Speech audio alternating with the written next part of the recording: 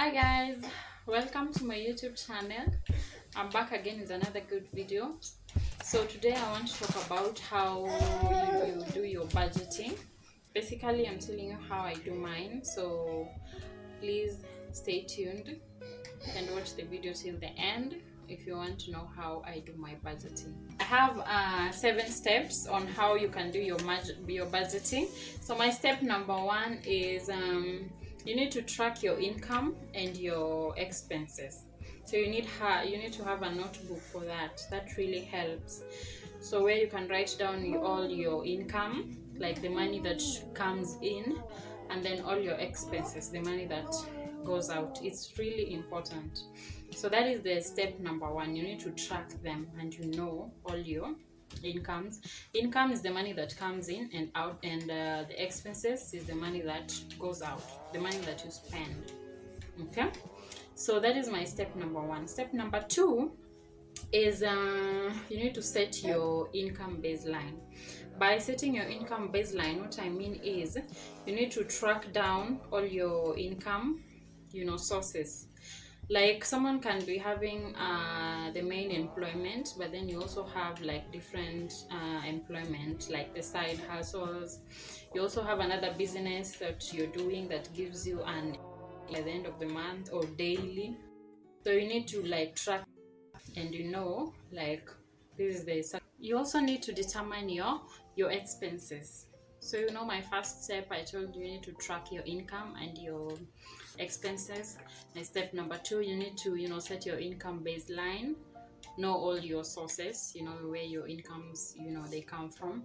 And then number 3, you have to determine your expenses, know what you use with your money. There's some fixed expenses that things that you cannot avoid, like paying your rent, paying your bills. Those are things that you must do per month, unless you have your own house, you built your own house. Those are things that you cannot really avoid. And then there are variable expenses. So there are mostly there are 2 types of expenses. There's a fixed expense and there are variable expense. Variable expense are things like maybe groceries, vegetables, things that you eat, okay, utilities, things like that. So my step number 3, you need to categorize your income and your expenses in your book, the one I talked about. So you need to have a table, like, so you write this side your income, then the other side your expenses. Okay, so you categorize them, put them in categories. Then my step number 5 is you compare your income and your expenses. After you've categorized them, then you begin to compare. Like you've written all your incomes here, like salary by the end of the month, you're getting subsidies, maybe like 100,000, and then you also have another business which gives you like 200,000 by the end of the month. You also have another side hustle, like maybe you're into, I don't know, any business, and then you just write the amount there. And then on this other side, for your expenses, you write your expenses, all of them, your fixed and then your variables, and then all other things. Maybe you want to buy your clothes, those are really important. Maybe you need to buy a wig, makeup, galley things, or you need to maybe make something or buy something for your house. So all these expenses, you need to write them down. But then you need, those ones are different. There's some fixed and variable expenses. These are things that you must do at the end of the month. You must do them. So those are fixed. You need, in your book, they can never miss. But then something like buying a dress, this month you can buy a dress, and then the next month you buy something else. So those ones, it's not really necessary for you to like write them down, because they're not constant. Yeah, that's the word I was looking for. And then after you've categorized them, basically your income should not be more than your expense. After you've written down all your income and then the total, then all your expenses plus the prices and then the total, your income is supposed to be more than your expenses. If your expenses are more, then where are you headed? Then hapo, you're not doing justice to yourself. Okay, so my sixth step, you need to make also plans for your unplanned expenses. So that is where your savings come in.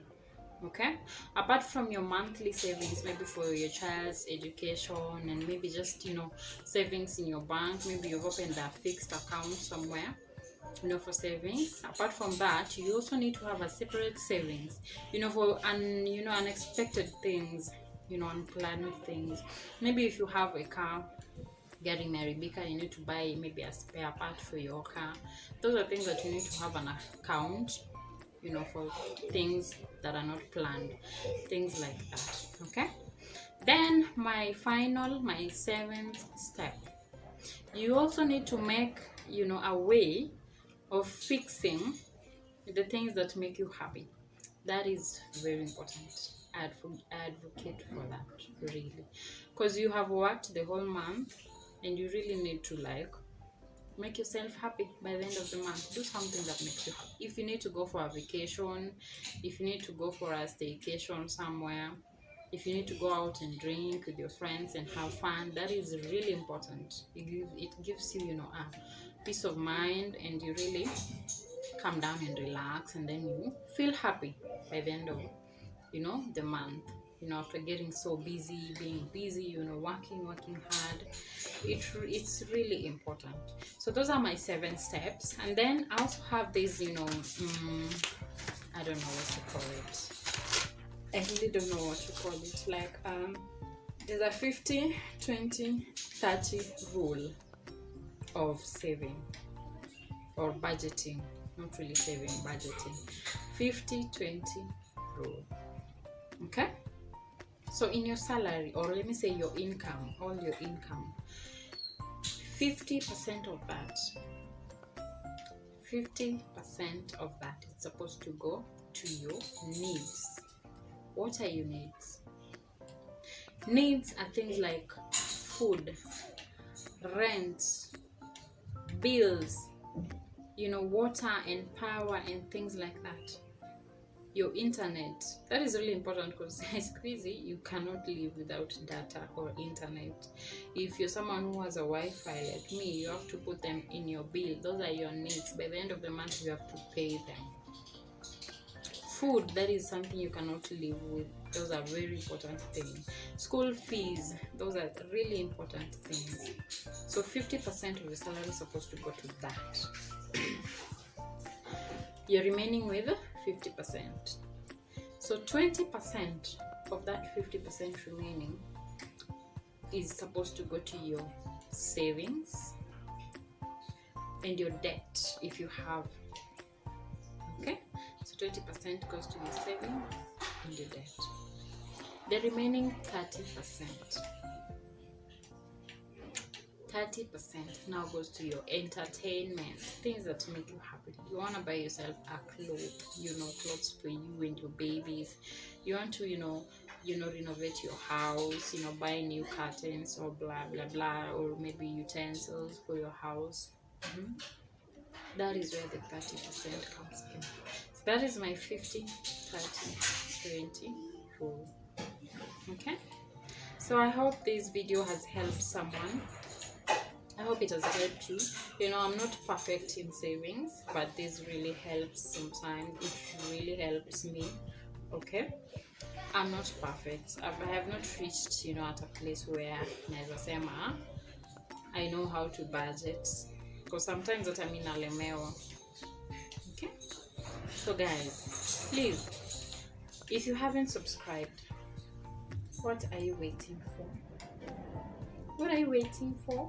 Please subscribe, please. Okay, and then if this video has really helped you, please give me a thumbs up. Please leave a comment. Tell me how you save, by the way, because maybe you can even give me an idea of something I didn't know. Okay, and even someone else can read your comment there. Please just tell me how you do your savings. Okay, sawa sawa. Guys, thank you very much for watching this video till the end if you have, and thank you very much. I love you guys. See you next time in my next video. Mwah.